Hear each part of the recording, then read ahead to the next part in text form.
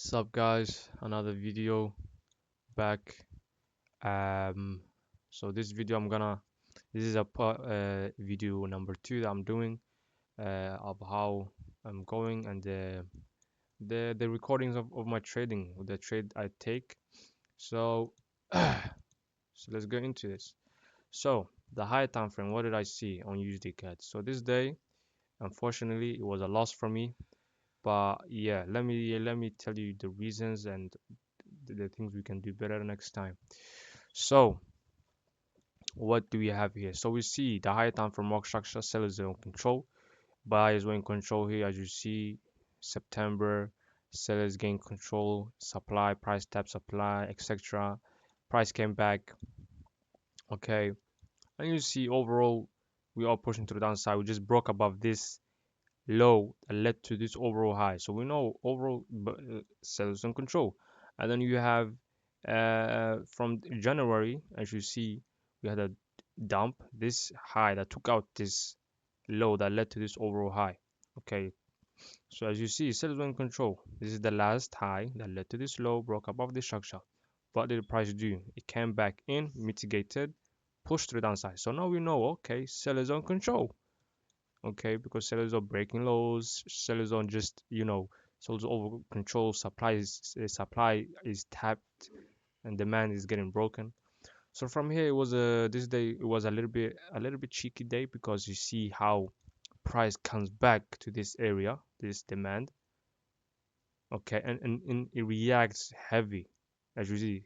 Look at these two candles here, very big candles. So I was a little bit confused. I said, okay, I have to approach this day a little bit better, okay, and see what I'm doing because I clearly see that sellers in control, okay, price the supply has been respected, and now you see demands this high that overall didn't lead to something, it didn't break above this high, but is now getting respected. So I thought to myself, I gotta be very careful, okay. This is my overall zone that I was looking to sell as a continuation. The reason is for that is the reason for that is this zone sits within a premium or discounted setup. It sits within the 60 and 70% of the Fibonacci. This is where the hedge funds, the big players, likes to move price down again or move off. Okay, so that was my higher time frame analysis that the sellers were in control and that we were in a you know a a discounted area. And I saw this tab that the price made reacted. Then Asia and Frankfurt took that out, and then I saw, okay, we had some inducement of a high time frame structures induced, and then price moved very good after that. And I thought to myself, okay, sellers in control, okay, and we could potentially move down. Although I see this heavy momentum, I saw, okay, it could be a cheeky setup. I see this huge impulse candles to the upside after price respecting what this high time frame demand here that didn't lead to anything. Okay, so I thought to myself, I know I gotta be very careful, and I'm looking forward to targeting from this swing high to from this swing low to this swing high. I'm gonna target an area where price potentially could push off, and as you see, this is the zones where I wanted to sell, and you see prices coming down to this area to 50% in price reacting. So yeah, I will have taken my profit around here, but or I'll also price could also move to the downside more. Okay, as sell is gaining control. But let's see here. So this day, what do we saw? London has opened, swept the high, came back down with good momentum. We see the momentum of this high here, of this bullish is kind of weak, slow, and that's what we want. We want the sellers to, have more stronger candles and the opposite to have a weaker candles. So price was overall the price was doing good here. It showed that sellers were in control. I actually wanted to take a trade here and to aim for this trend line here, and I waited for some minor manipulation to happen before I could actually take these sales. but that never happened because this is my unintentional move. Price made this unintentional move for people to enter. It swept us. Okay, now I waited for some movement to the downside, but not this much movement. But I waited for some movement to the downside so I could take this trade and then move up. But you see, price just dropped from here. Okay, it just dropped in 10 candles to the downside. Okay, then I thought to myself, okay, I want to continue price. I want to look for a continuation trade.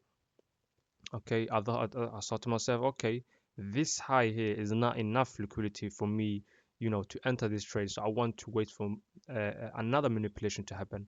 So price did some minor manipulations, like it was pushing down, induced this high. This high now will lead to this low, broke above this low. Okay, price retraced again, showing weakness to the opposite direction. So look at these candles, no imbalances, no imbalance, no imbalance, just moving, moving. From here, this is where I get in the first trade.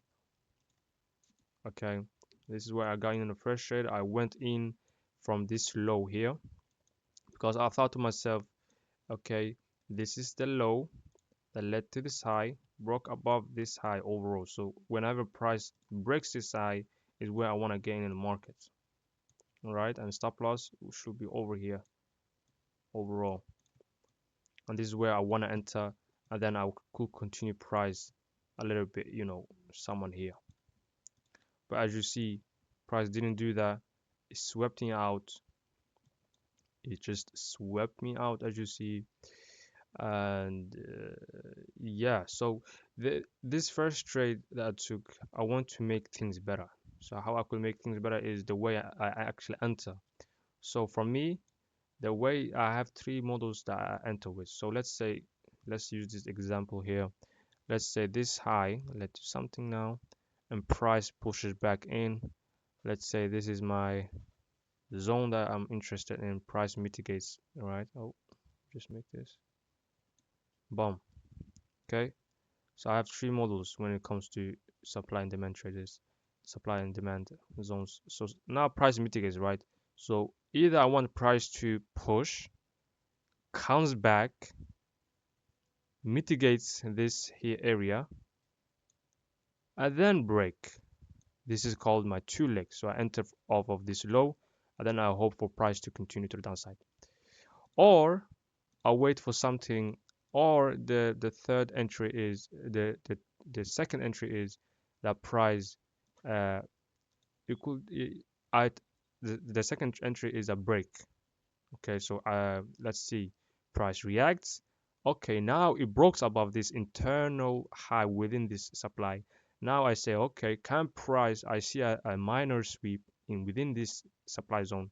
Can now price break this low? And that's when I enter. So this is my second entry, second type of entry, a break entry. Or price could either do something like this. It doesn't have to be internal sweep. It could also do something like this, push. Okay, supplies.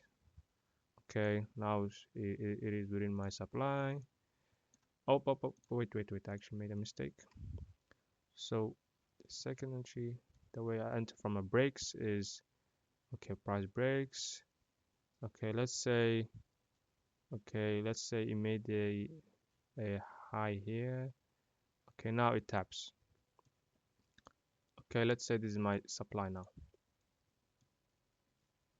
Okay, price came back, mitigate this supply. So either my entry is that I take from a break. It doesn't have to give me that two leg. Okay, I take off a break, direct breaks. Then I put my stop loss above this here, and then I just do that. So that's my second entry. Okay, now for the third entry that I take is, you know, I take from an inverse for value gap. Inverse for value gap.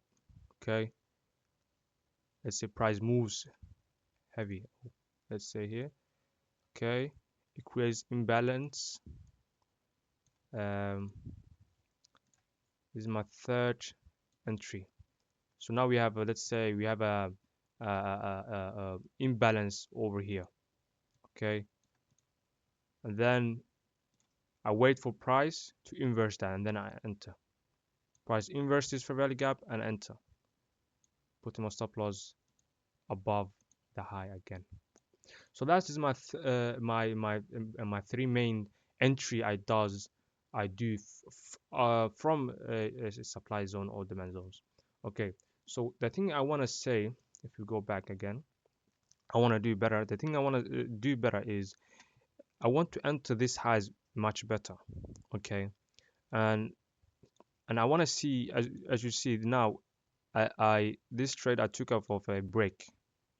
Okay, so I took off of a break. As you see, we cannot clearly say this is a break. Like it's a choppy move. Okay, it's a choppy move. Like we do not have a high that caused something direct. Okay, this internal two candles breaking it is not really doing any much. Okay, okay. If you like, I want to see a break like this. Okay, now price broke, or then I could take my trade. But I want to see a break, not internal small candles breaking each other like that. Okay.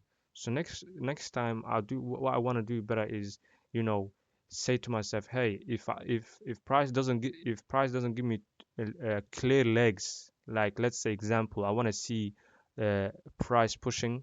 Let's see it pushed it from here, and then I want to see price uh, mitigate here, and then I want to see price making this leg here, not two candles. I want to see big gap between the price and this high. Okay, so price when price mitigates, I can really say this low led to this high, broke above this structure. Okay, then this is supply zone. Now that's a break. This internal high is not a break. You know, it's a difference. So next time I want to see something like this, and then I could take from this break here, not something like this. Okay, price moves slow. Okay, internal structure. Oh, okay, break. Ah, break. That's my break here. No, I don't want to do that. I want to see big gaps. Okay, and I could show you some examples here, but I don't really think I could find some examples over here. But let's move. You, you know what I mean. Okay, so next time I want to see if I don't find a break, a good low that led to something that I can like example like this, then I'm not gonna take that setup. I'm just gonna wait for my two leg to appear. Okay, I'm just gonna wait for my two leg to appear, and then I could take that trade. Okay, so yeah, so anyways, I lost this first trade as you see. I lost this first trade. I traded from this low because I thought this low led to this high, broke above the structure. So next time I want to see a better gap, better high that led to this. This is just a small two candles, I don't want to see that. So boom. So I took this trade. As you see, it failed me. Stop loss, take profit. I was someone here, I don't know, and then I went break even from there. As you see, at the first moves, it went well. Then price just came back, swept me out. Now I can't. Then I thought to myself, okay, I'm gonna look for another trade. Then I saw what I marked this out as another manipulations that price done. Then this high led to this low, broke above this, and I thought to myself, great, this is a great move that price has done. Um, so yes, then I looked for my trade. I think I've entered the trade over here again. This next trade was trade that I actually take. So here I'm actually down like 3-4% my funded or my challenge. So what I wanted to do, I want to have a small stop loss and a big take profit. So and I wanted to take let's say price now reacts, right? That reaction is where I'm gonna take from. I don't have to put my stop loss over here and just cover this entire move here. No, I didn't do that. And as you see, I took off this trade, had like stop loss of 5.5, and yeah, it went well for the first beginning. then price just reversed on me, stopping me out. uh, you know so and it also took out this overall high. You see this, it just took out this overall high, and it just dumped afterwards all the way down to where we wanted price to push off from again.